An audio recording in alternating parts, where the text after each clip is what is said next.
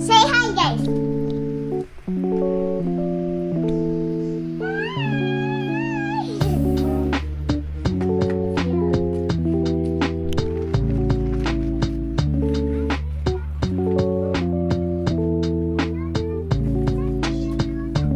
Papabuksan ko lang itong ito.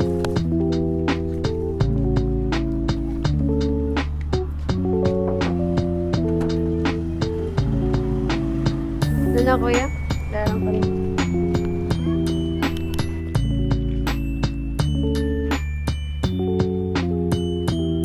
Umago na lang. Thank you. Naway maubos. Di naman una. Unang. Naway maubos pa din. Salamat po. Secured.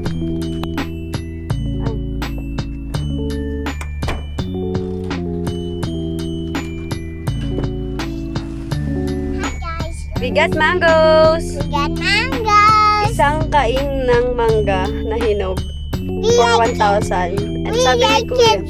We like it. sabi ni Kuya, yung isang buong yun ay aabot ng 16 kilos.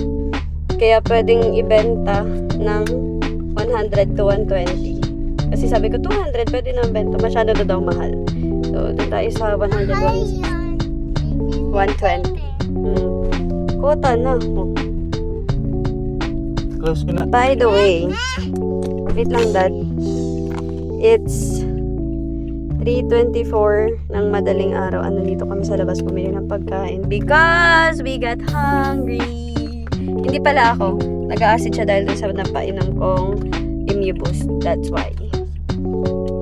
Hanggang ngayon nga daw. So, kakain tayo pagdating ng bahay. Bumili pa ako ng balot actually. Ano nahulog? Si Andy. Bumili pa ako ng penne kasi gusto ko ng penne. So guys, papunta tayo today sa aming tindahan, sa aming cafe, sa aming nutrition hub. And ang ginagawa kasi doon ngayon ay nag-aayos ng kitchen rack, nag-aayos ng lababo, mga stainless na nabili ko sa Shopee. And I'm gonna take you with me today kasi this life is worth vlogging. Ayan. Let's go guys. We're here na. Tatambay tayo dito ngayong hapon bago mag-work. Not sure if you can hear me clearly, but I hope you could.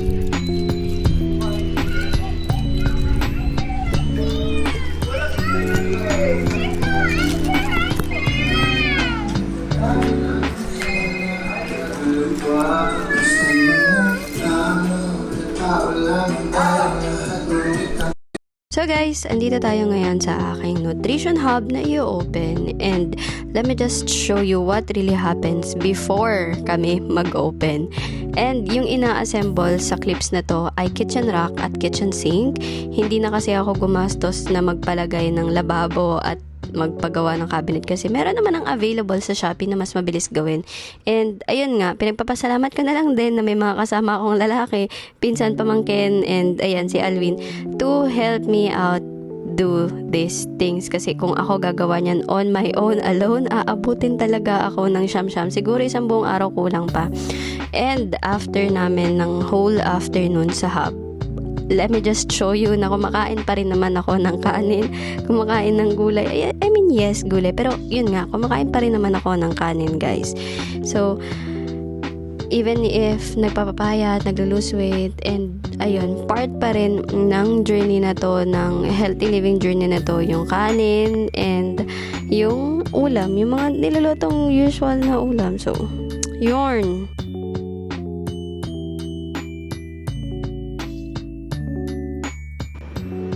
So, it's 2 a.m. 2 na. Di pa ako tapos ng work. I still got my laptop with me and aakyat na tayo because the Andrea is still here, awake. And dito na tayo sa room mag-work because I have so much things to do pa. That Mine was Frank. I Frank the ice cream. Did you Yeah, I know. I know you're not skipping. You're just hiding. Yes, I'm skipping. Did you see I'm hiding your cell phone? I know, right? And then you're telling me Okay.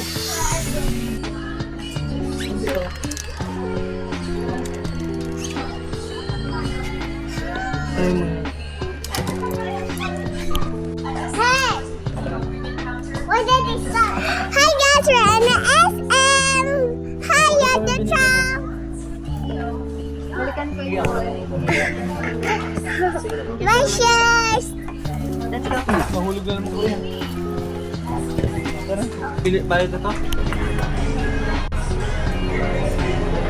Hi guys, Andy is crying. Can you tell them why are you crying? I'm crying. I want to put Vanessa. Okay, here's the Andy food.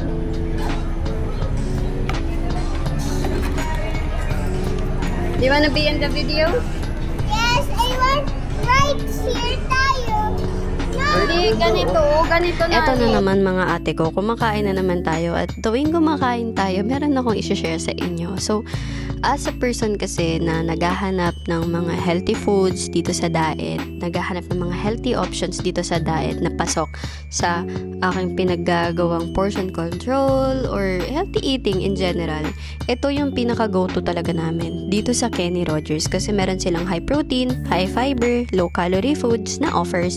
And ito din yung isa sa pinaka-goods na goods kami ni Andy pagdating sa lunch, dinner, or anytime na mapunta kami, dito kami kadalasan pumupunta kasi meron laging gulay, merong protein, merong rice, and okay naman din sa amin yung cupcake. So, if ever naghahanap din kayo sa diet ng mga or naghahanap kayo dito sa diet ng options ng healthy foods, ito yung pinaka maire-recommend ko sa inyo, which is sa Kenny Rogers sa loob ng SM. Although, ayun, pwede naman yung ibang meals, pero we still prefer dito sa Kenny Rogers. Kenny Rogers to, diba?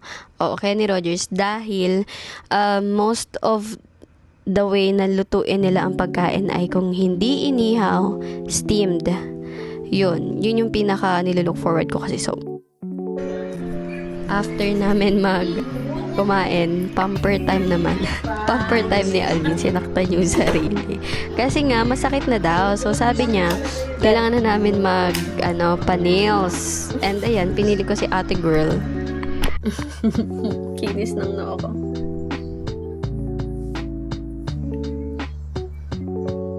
So guys, it's 2:09 in the morning. And, Andy, say hi. Gising pa sila. Si Alvin nagpapantok na. But, ang ginagawa natin right now ay nag-work. Hindi ko pwedeng ipakita sa inyo. But we are working 2 jobs. 2 jobs. Hindi. Yung isa is CSR. So, yung isang tinatrabaho ko ay eto. Si Herbalife, mga mare. Oo. Nandito tayo, nag-work tayo. So, nag-check tayo ng mga items na i-check out natin para sa ating hub soon. And then, ayan, dito siya. And, today ay May 14 na. And, may target date na tayo para sa ating opening. So, medyo marami-rami pa tayong gagawin. Kasi, dito, marami-rami pa. Dami ko bang kailangan tapusin. Pero alam nyo ba, yung nakaraan, nung kagabi ata, nag-vlog ako. Kaninong madaling araw? Kahapong madaling araw, actually. Nag-vlog ako na ang dami-dami kong mga damit na tupiin dyan. As in. Pero ngayon, natapos ko na siya. Wala na siya. Nakasalay na siya. So, ang naka-ready na at ang nakikita nyo ngayon dyan ay yung mga damit na i-ready ko. And, by the way, I got this. Uy, girl. Hindi, safe. I got this new CLN bag. Nag-check ako kanina and may nagustuhan ako. Tapos may nagustuhan pa akong isa doon. So, very do. Sorry. Anyway, mag-work lang muna tayo.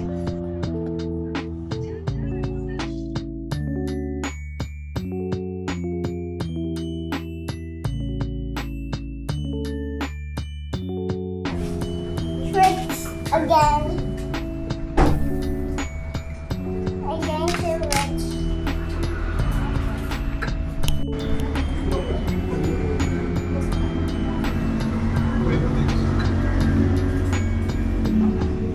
that? It's going to fall. Put some on the side. It's going. I did it! Mama, can you move? Side. Where are we? Sa Ba't ni Bowie? that's me.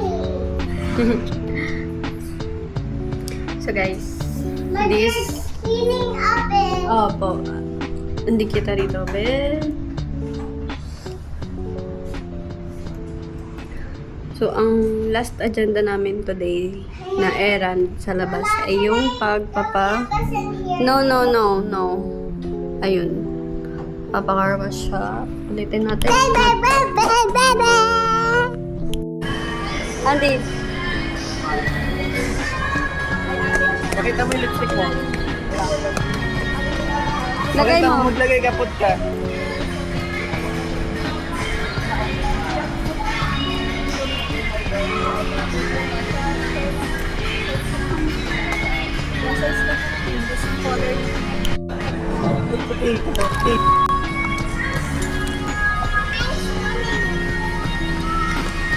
Andy, Tablet mo. wag na.